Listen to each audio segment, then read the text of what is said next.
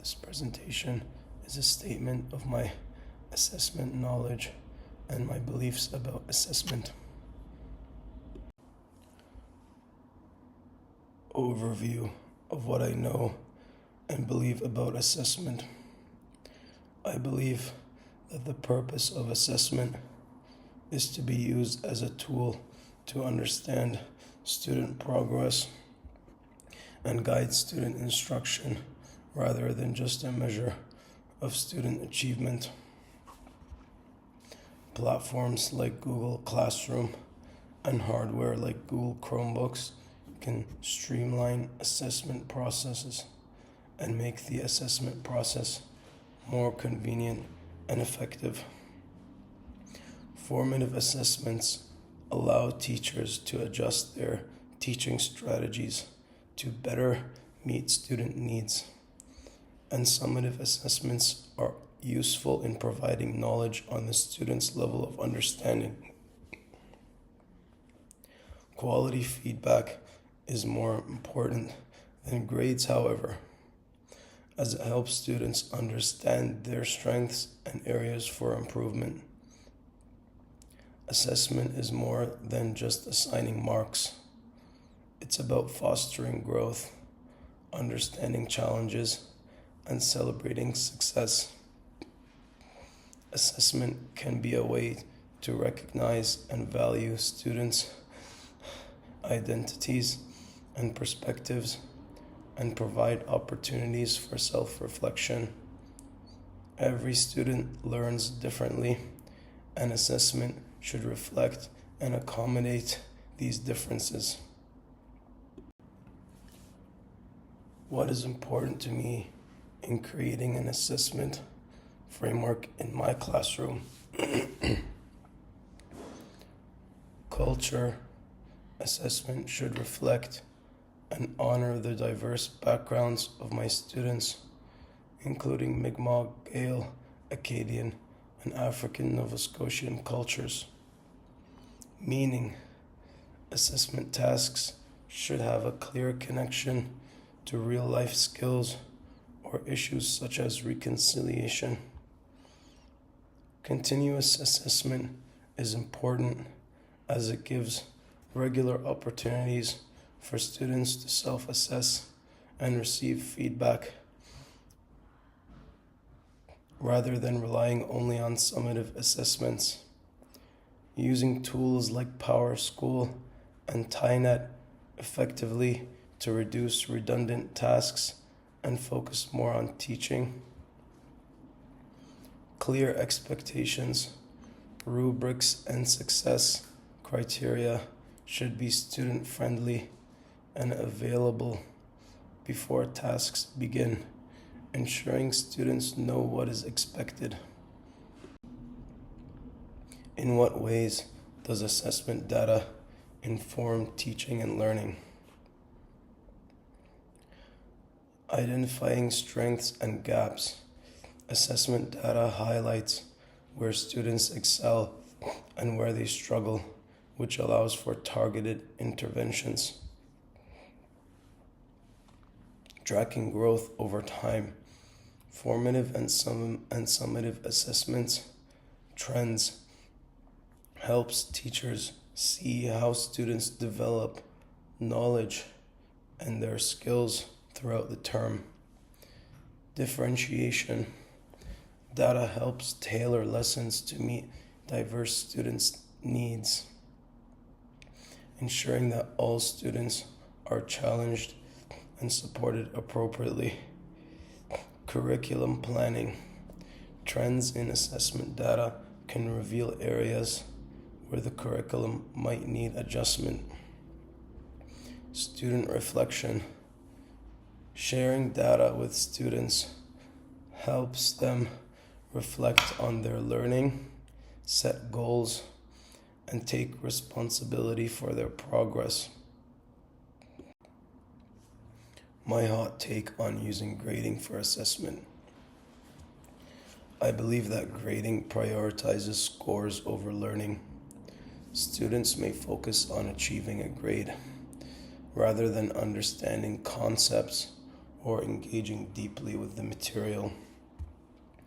Fear of a poor grade can deter students from exploring creative or challenging solutions, which can limit their curiosity.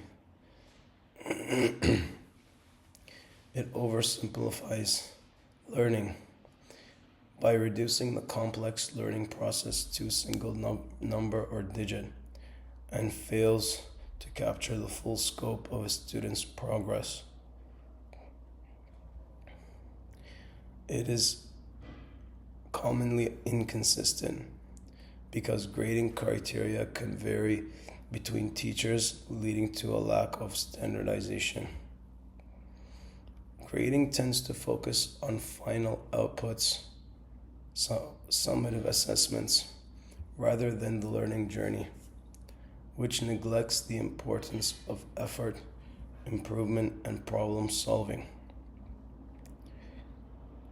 Grading does not promote differentiation.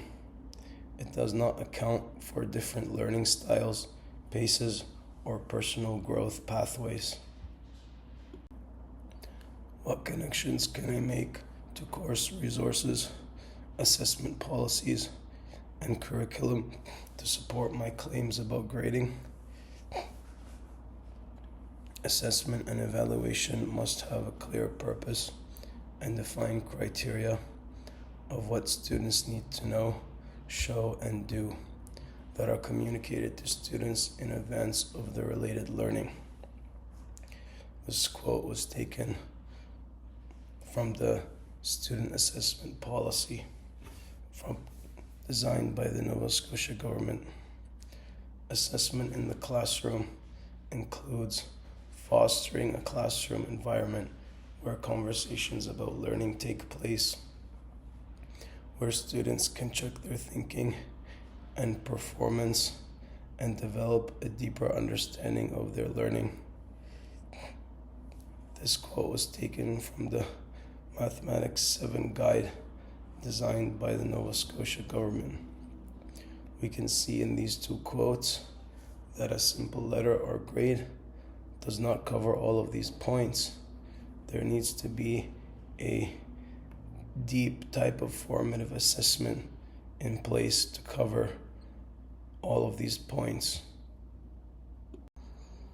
How do we respond to questions about grading and power is especially crucial for students who enter schools already having less power.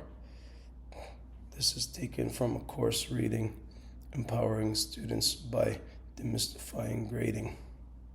Instead of bemoaning the fact that students cheat, we need to ask how our instructional practices may be encouraging them to do it. This is taken from another course resource, How We Drive Students to Cheat. We can see from these two quotes the negative outcomes of grading, which can A, demotivate students, and B, even encourage them to cheat and be academically dishonest. Artifacts from in-class learning tasks to support the claims mentioned. The activity in which we had a mystery word taped on our back, and we received different types of feedback from other classmates to try and determine which word it was. This activity shows how a letter or number is less effective at communicating to the student their strengths and weaknesses. The Padlet activity titled Conversations, Observations, Products. This activity shows how many factors make up assessment, not just exams and quizzes. Assessments are often mediums of communication for the student.